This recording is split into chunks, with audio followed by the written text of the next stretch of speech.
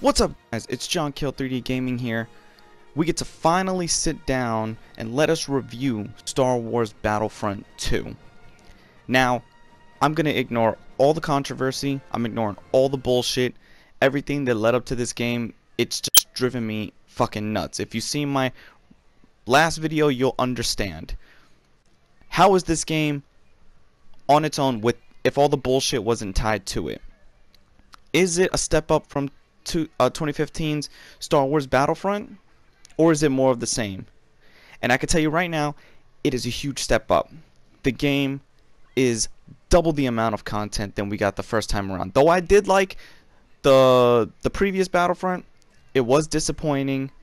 That's why I anticipated this one much more. The content is here. The modes, the amount of things to do in the game, it is present. A lot of the things that we didn't get the first time around, we do get this time around, both in offline modes, the single player experience, and the multiplayer experience. There's a lot of things to talk about, so we're going to take things step by step as we look over the way they do the heroes, the game modes themselves, the character classes, the star card system, and then at the end, overall, how I feel about this game in general. Because since I've got it, I'm not like IGN who just rushed out a review within 2 days of the game. I've taken my time with this game, and I'm still taking my time with this game. But after playing the campaign and putting X amount of hours into the multiplayer, I am going to tell you right now, you are going to get your money's worth with this game. You don't have to get the $80 edition unless you wanted to play early, but with the soon-to-be free levels, like free expansions, game modes, characters that are coming, following the Overwatch model, you know what? I'm cool with that.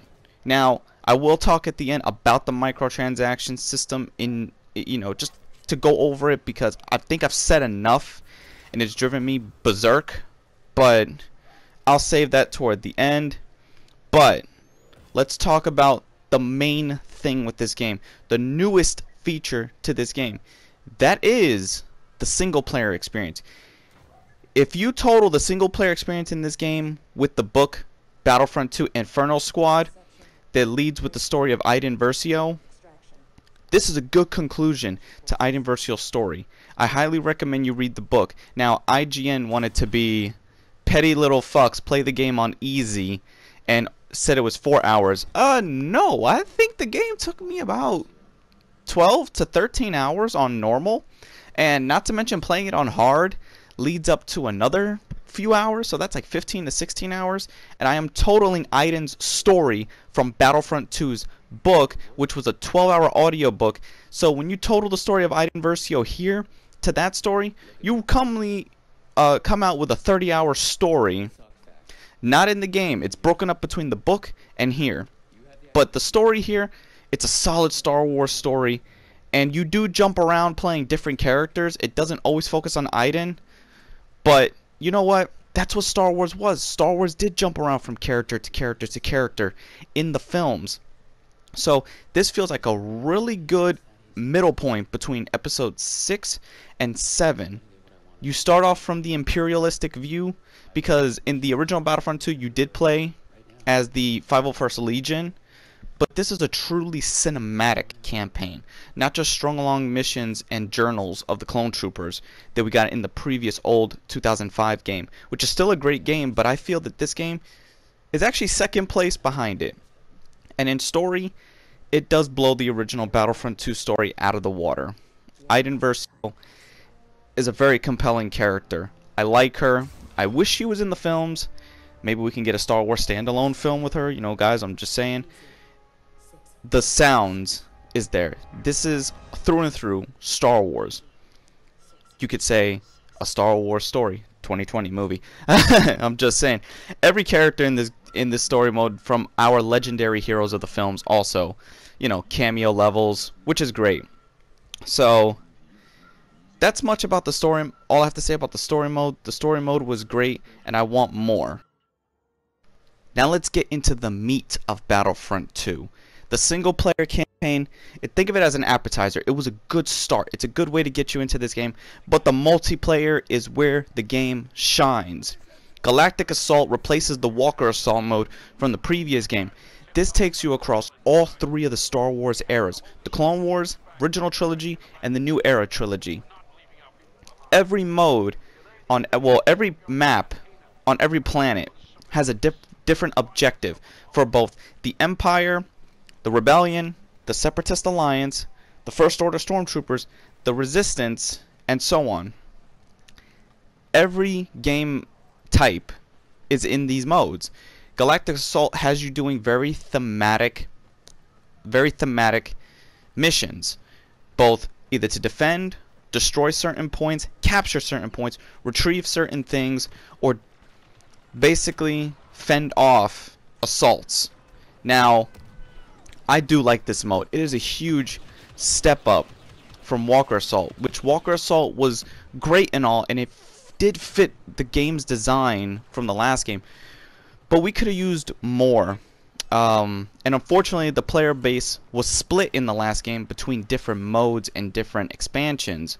That is not the case here. Every match I get into, it's always populated. It seems very well balanced. Even though I did come across people who got the early edition star cards, it actually didn't make much of a difference when I went against them. I was still able to take them down. I was still able to kill them. I was still able to keep up even though I'm still at beginner level, which is saying something. That just shows all this bitching about balance is somewhat false and kind of irrelevant, because the point is to play the game. You can get good at it and you can learn, and the game's very easy. The shooting mechanics are great. It's very pick up and easy to play. Spawning in different vehicles with the battle point system, which is a return from the original Battlefront 2. You spawn in different vehicles, you can spawn in different heroes, ships, character types, so on, with the battle raging around you depending on your character type. With the 4 classes between Assault Specialist, Commander, and Heavy, you know, each class type you can earn upgrades for, and you can level them up effectively to your playstyle, both with in-game credits, unfortunately, through the loot boxes, or you can level them up separately. A lot of people are ignoring that you can level up the character without having to use the loot boxes. It's possible. I've done it. I've done it with my hero characters. I've done it with my preferred class of choice, Assault. So, Galactic Assault, it's a great game mode and a huge step up. Starfighter Assault. This was a game mode that I really wanted to get into in the Battlefront. I could never do so because it was so simplistic and it was so basic. This one actually fleshes out the game type. Both space battles, on planetary atmosphere battles, with objectives in between. After playing this, I can do without the original system of Battlefront 2 where you can go from ship to ship, flying back and forth. I can do without that now. Now that they made this game mode more dynamic. You know, dogfights in space are great. The sound of shit exploding, blaster, laser fire, cannon fire, and every different mode, like every objective is different, just like in Galactic Assault. This mode has its own unique set of stages, its own unique set of objectives, tailored to the mode itself. Now in this mode, you can also earn battle points to call forth hero ships, Millennium Falcon, Yoda Starfighter, Poe Dameron's X-Wing, and if you play on the enemy team, Kylo Ren's ship, Darth Maul's ship, Vader's ship, Iden ship. Quite a few characters you can call in. You know, this mode, I play this mode just as much as I play Galactic Assault. It is really well done, and if you also want to get practice playing it, it's very easy. The flight controls are actually so much better here than they were in the first game. You're going to be zipping around, you're going to be flying, dog spinning, and avoiding enemy photon torpedoes. It's just so much fun, especially when you get on a kill streak, which you can really do. You can actually get relatively more kill streaks in this than you can do on the ground battles. But that's because in space you're a pretty huge ass target compared to being on the ground. But anyway, not Galactic Assault, bleh, Starfighter Assault, I hope this mode further improves. There are still a few niches here and there with some of the ships. Some of the ships do feel more upgraded, like more powerful, even without the star cards in effect. And I just hope they fix that, or at least do more balancing. But I do really like this mode, and maybe, just maybe, they add a free game mode or improve it with adding ship-to-ship combat where you can take your starfighter and land in the enemy ship, kind of like in the original game. But for now, this mode does have a lot of sustainment. It will sustain you if you prefer space combat over ground combat. There is a mode in this game for everybody, and this mode is one of them.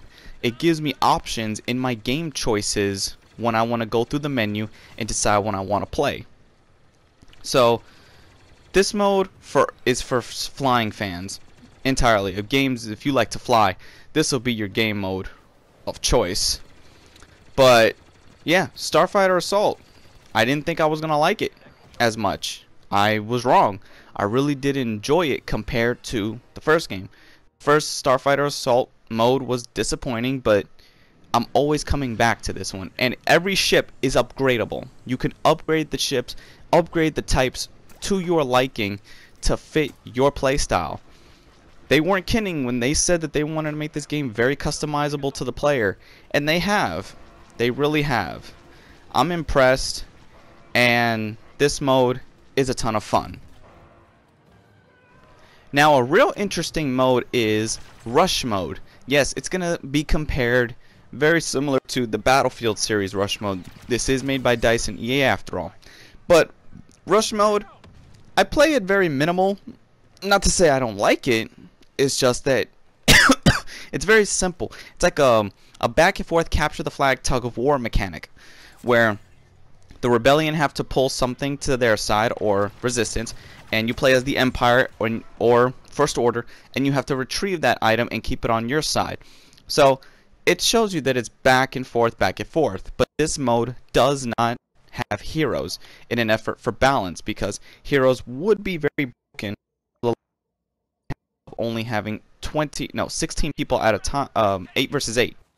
But the maps are well done for this mode. Every nook, cranny, every back way, little hall, or road path to get to your objective. And there's always a fight. It's a fight for the center when you need to get that objective. Everyone is always fighting.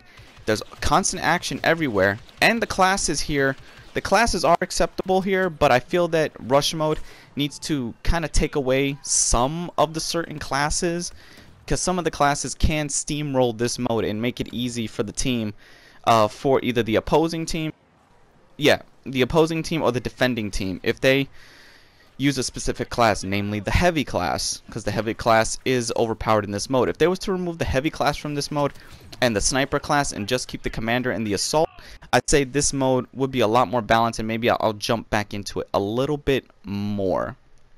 But yeah, this mode has also different maps across the planets in the game, something IGN also failed to mention. It seems like we're going to be talking about IGN saying how much they failed their review of this game and only giving it a 6.5 when they just want to clickbait and they're too scared to actually stand up. But yes, Rush Mode, you're going to hear a lot of comparing things about this mode. It's hard to talk about this mode because there's only one objective to it. One objective is just, it's tug of war. They should have just called the mode tug of war or defend or something instead of rush, because when you play this mode, you're gonna expect it to be kind of like Star Wars, not Star Wars, you're gonna expect it to be like Battlefield Rush Mode, when it's completely different. It's its own animal with a similar name. Not as engaging though as Battlefield's Rush Mode. Battlefield's Rush Mode is more engaging because it's about territorial capture, which was the turning point mode in the original. They should have just brought back Turning Point from the 2015 Battlefront. I would have been fine with that. Not this mode so much. It's kind of like a nerfed version of Turning Point. That's all much I gotta say about this mode. I mean, meh. The 10v10 team deathmatch mode, Blast, also makes a return. Now this one, it's very good. Blast is very good and it works effectively with all its classes. The maps are more indoor, not indoor, but indoor based instead of those wide open sprawling environments from the bigger maps. These maps have their own sets and it's just a basic back and forth team deathmatch. You can go back and forth using your classes, using all your weapons, everything at your disposal. Heroes though are not in this mode. Thank God, because before the game came out there was rumors that heroes might be in this one, maybe one at a time. One is too much. Keep the heroes for the larger game modes. You can earn the battle points though to use the special classes like the Wookiee, but that's it. That's all you can use for this mode. And as the first order, you can use either the Flame Trooper or the Sniper Trooper. That's basically the gist of it. This is a very basic team deathmatch mode. It is very fun. I will not lie to you. I'm not gonna underplay it or nothing. This is a fun mode if you want to get in and maybe help get your credits up in the game, because I've been earning credits relatively fast. So much for that nerfed credit thing, right? I mean, you know, don't always believe the critics, because the critics can go fuck themselves. They barely know what they're talking about half the time. The same with the Justice League film. Oh, different topic. Anyway, Blast, very fun.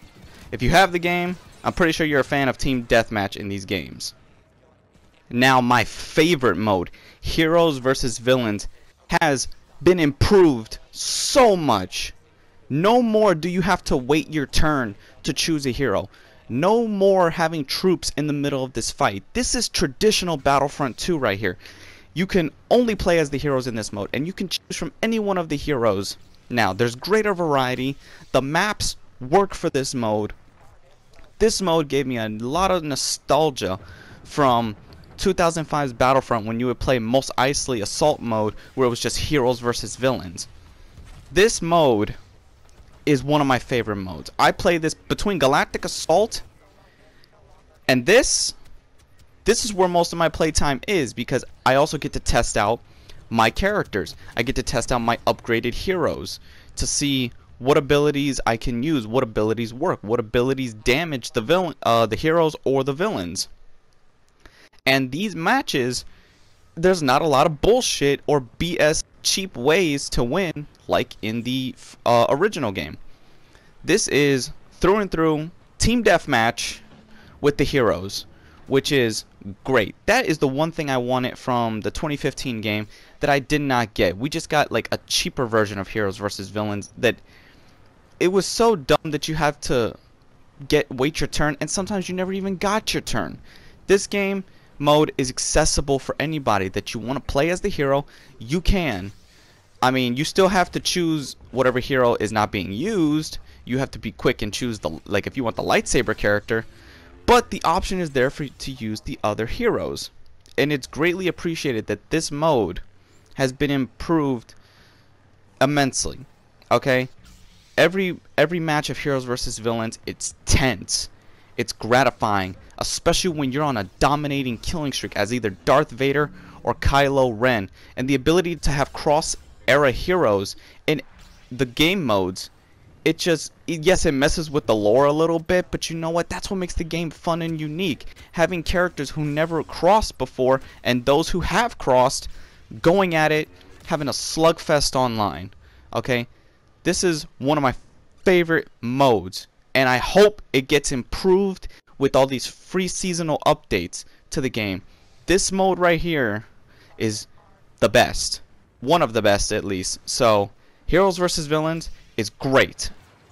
Now, the final mode is Arcade mode and Battle Scenarios mode, which is a replacement for Instant Action and the Skirmish mode, which this is a lot better than the Skirmish mode from the 2015 Battlefront.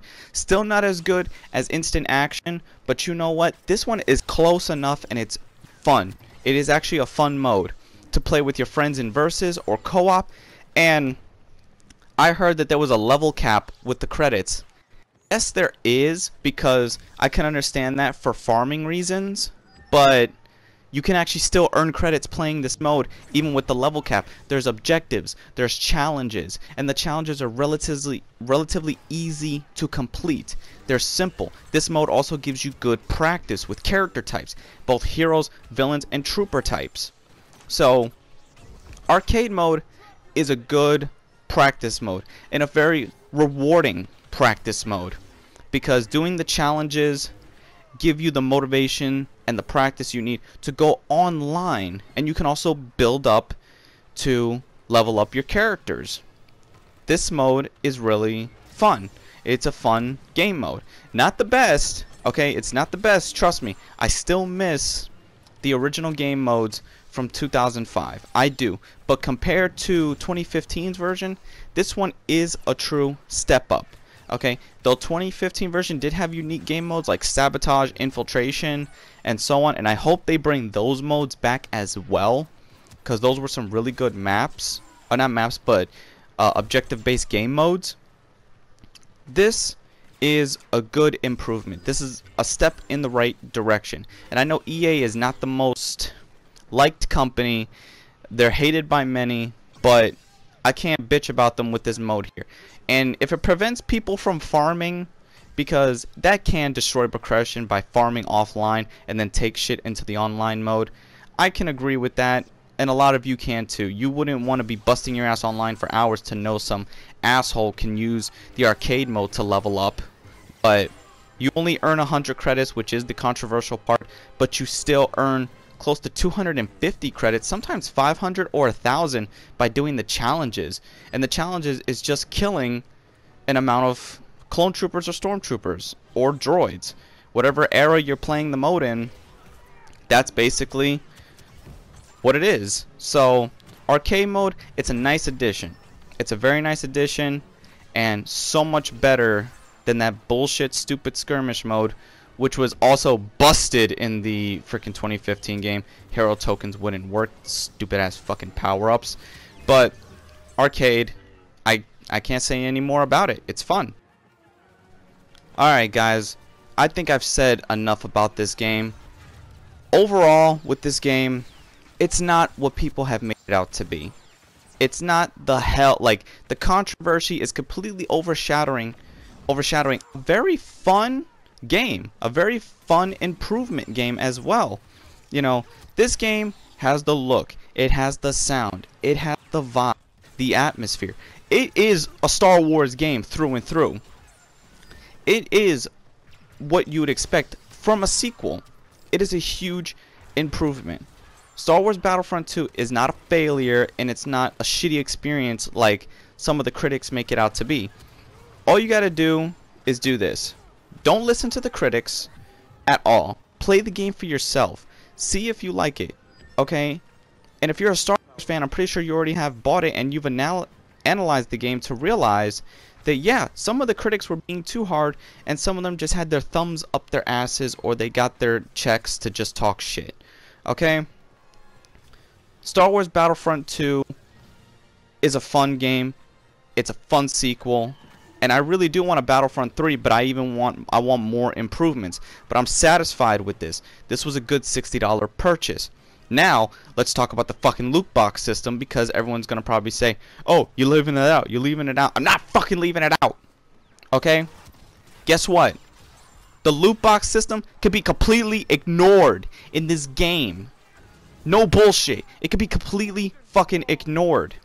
You can still unlock everything without it. I've been doing that, and I'm still doing that, and guess what? I feel a sense of accomplishment from earning this next level stuff. Like the same with the heroes and the villains. I didn't care if they were locked off. Believe it or not, within my first day of the game, guess what? I unlocked the 6 locked heroes. Luke, Vader, Iden, Emperor Palpatine, so on. I unlocked them within a day. Okay? I know the clip you saw, but the clip you saw is when they were locked. I have them unlocked right now.